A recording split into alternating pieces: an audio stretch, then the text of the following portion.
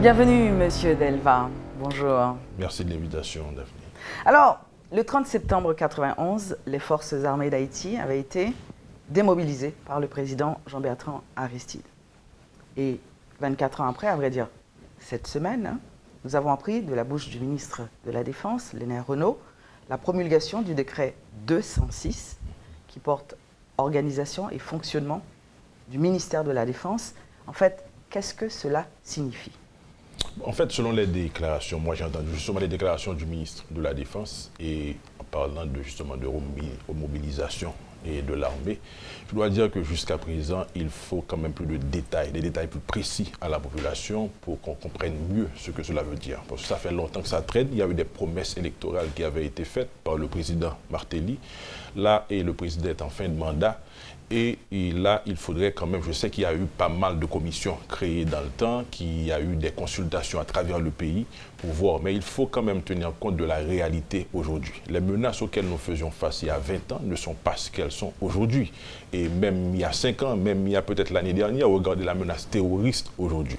Donc là, quand j'ai suivi quand même la présentation du ministre de la Défense, il semblait qu'on aurait plutôt une armée défensive aujourd'hui. Parce que quand on parle de forces armées, on peut voir une armée offensive ou une armée défensive. Donc là, il semble que cette nouvelle force, il faudrait quand même penser d'abord à quelle sera la mission de cette nouvelle force, tenant compte des menaces auxquelles nous faisons face aujourd'hui. Car la COP se tient actuellement à Paris et la question qui est abordée, c'est la question environnementale. Et nous savons pour Haïti, la plus grande menace reste et demeure la menace environnementale.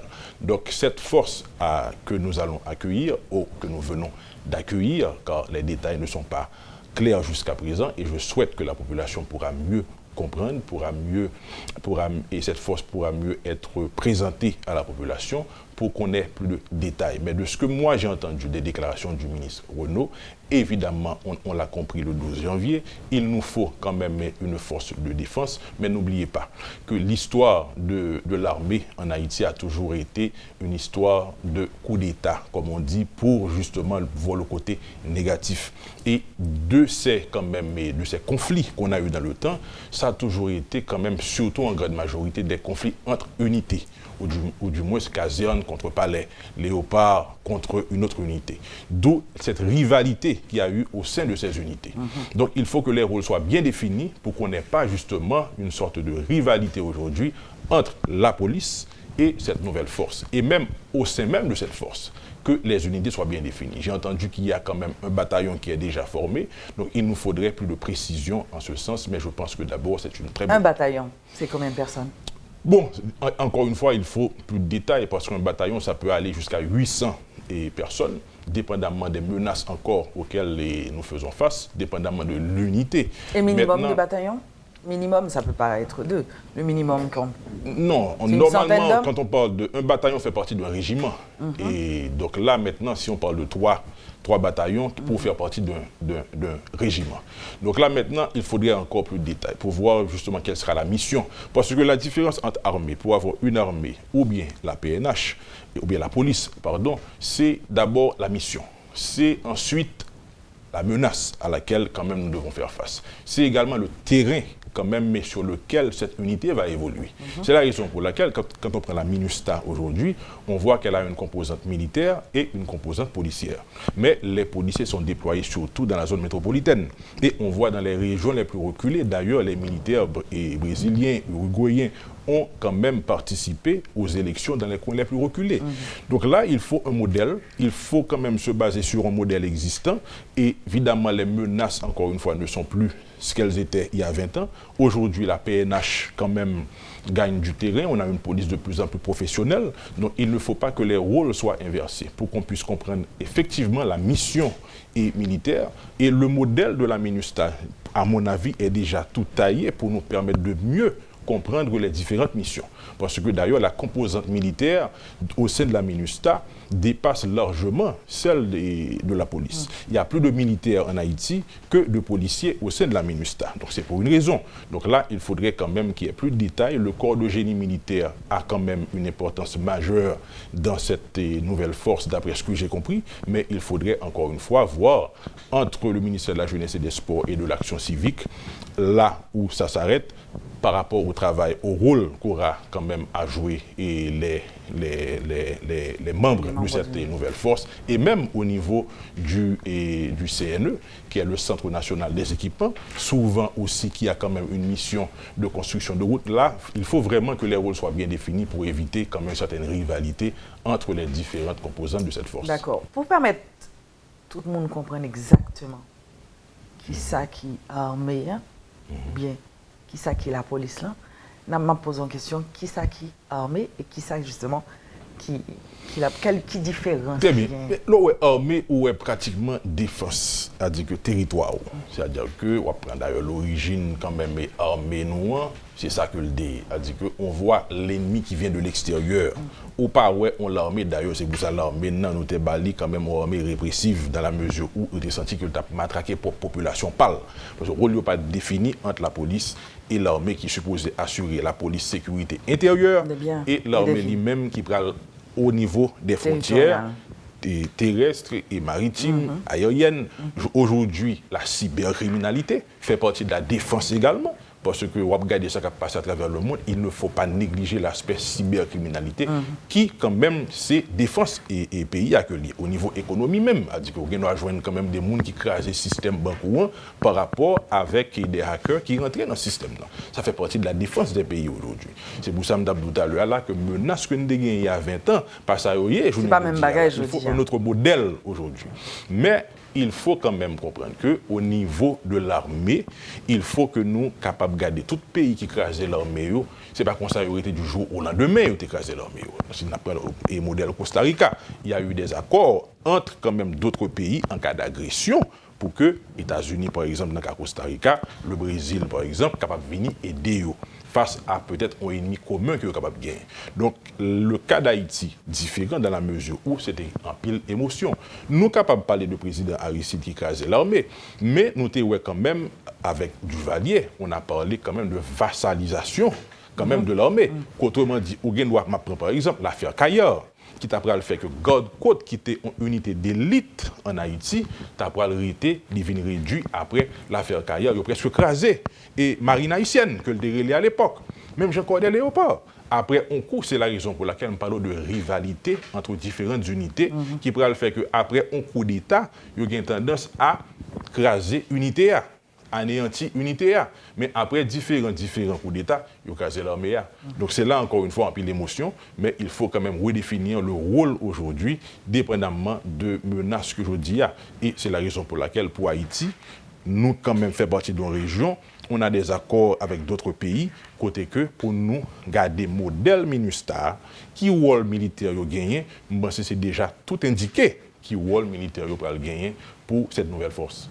Monsieur Delva, on a entendu dire, pour imager la chose, que l'armée était en sommeil. OK? Il n'est pas démobilisé complètement. Sous papier, elle était déjà existé, elle était en sommeil. Il a levé, il a réveillé. Qu'est-ce qui se passe? Expliquez. Bon, encore une fois, il y a eu des promesses de campagne du président Martelly. Maintenant, cependant, je prends toujours l'exemple, le modèle costaricien, par exemple. C'est ma modèle Costa Rica qui crase l'armée. Après tout, ils font bilan de l'heure où crasé l'armée à aujourd'hui comment le pays a. Est-ce que l'insécurité a venu plus mal? Est-ce qu'il a amélioré? Pourquoi l'améliorer Costa Rica? C'est parce que ce n'est pas ton bail qui est fait sur émotion du jour au lendemain. Il y a une série de guerres civiles qui ont crasé le pays. Donc, il y a une décision. Budget l'armée, on a mis dans la santé, on a mis dans l'éducation. Aujourd'hui, les résultats sont là. Au un pays qui gagne environ 100% d'alphabétisation. Ou un pays où côté que sécurité sociale là effectivement a marché. Donc ça c'est le modèle costaricien. Donc là maintenant pour Haïti, c'est encore bilan de 1995 à aujourd'hui. Qu'est-ce qui s'est passé? Pas oublier qu'il fut un temps les gens parlaient armée. Mais lors justement des travaux effectués sur le terrain, il y a eu plusieurs commissions qui avaient été créées justement pour repenser cette question d'armée et on a compris que ce que les gens réclamaient, c'était la sécurité en réalité. Parce que l'homme des gens, pour qui ça a besoin de l'armée, il doit pour me contre kidnapping, voler à rentrer la caille. Autrement dit, c'est la sécurité intérieure. On parle maintenant, et je vais plus loin, quand on parle aujourd'hui de frontières, aujourd'hui, il faut tenir compte, il y a quand même des agences qui sont au niveau de la frontière. Il y a l'immigration, il y a les douanes. C'est comme dans d'autres pays.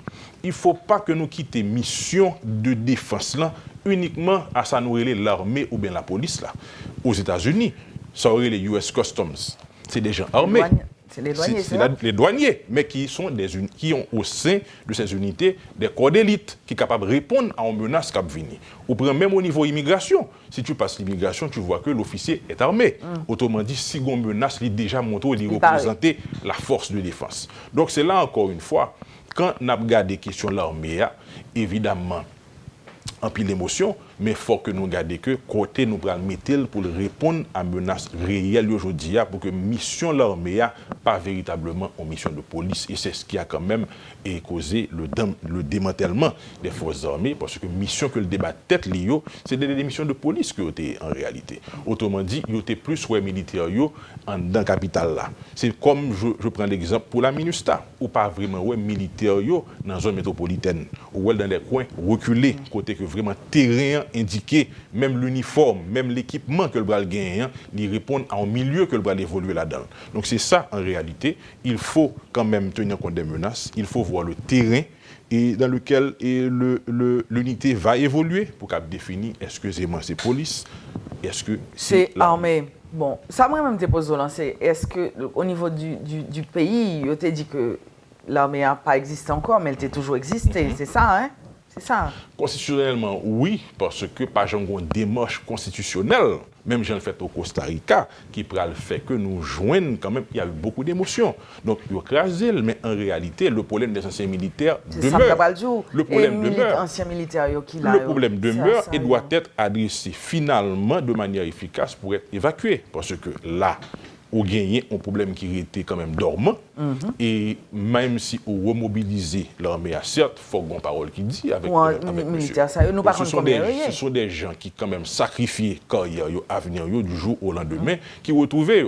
Maintenant, on va dire que vous avez un petit cob, gagne vous voyez dans le job. Non, il faut aller beaucoup plus loin que ça. Il faudrait même mettre en place une commission de réflexion pour que nous soyons capables d'aborder finalement le problème ça, pour que vraiment nous ayons senti que le dédommagé sont injustices graves qui étaient faites à M. Sayo. Et aussi longtemps que le problème n'a pas adressé de manière efficace, pour que ça nous connaît que nous évacuons, et puis là, on peut penser vraiment à quand même avancer. Qui solution gain pour les militaires démobiliser ça?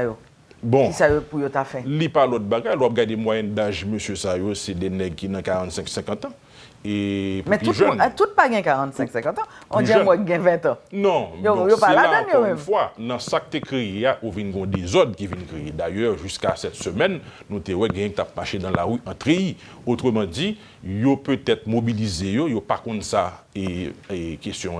Donc, ils se tiennent prêts, éventuellement, s'il a fait appel à des jeunes pour que tout là. Et parmi eux, gagner effectivement des qui étaient dans l'armée, les plus jeunes. Donc là, encore une fois, il faut que vous l'adressez, surtout avec ça qui fait partie de l'institution, qui était pour garder vraiment, et ce n'est pas en affaire de SEO qui travaille toujours, gagne pas intéressé encore à la question de l'armée.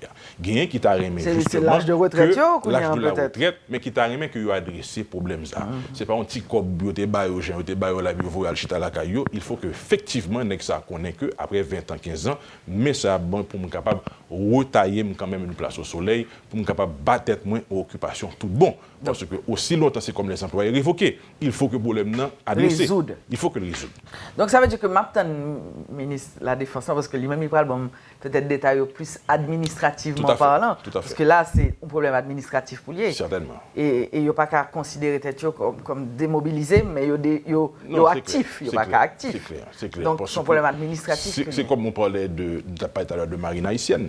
Mais marine haïtienne, il y aurait le garde-côte. Oui. Mais c'est la même mission. Donc, c'est comme une unité de l'armée qui encore était là. Exact. Donc, maintenant, on voit que dans tous certains pays qui décident de mettre fin à l'armée, mais pas une d'ailleurs, on va regarder côte nous, ils sont pas capable de regarder combien quand même haïtiens qui ont quitté côte nous. Et both people, c'est garde-côte américain qui a rapatrié à chaque fois. Il y a un coût énorme que l'opération ça a coûté. Donc, ce n'est pas prendre bagarre avec émotion, c'est garder encore une fois quelles sont les menaces aujourd'hui et quel type d'unité qui pourrait répondre à menaces ça.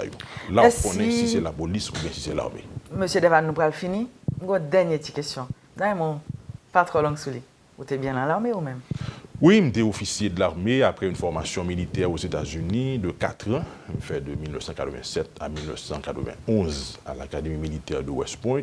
Et à mon retour, j'étais instructeur à l'Académie jusqu'au démantèlement des forces armées. Donc c'est peut-être ça qu'a parlé nous de ça, je dis. Certainement. Et je me suis question l'armée de très près et à travers d'autres pays également pour me garder l'évolution avec le temps, tenant compte encore une fois des menaces. Merci beaucoup, monsieur Devan.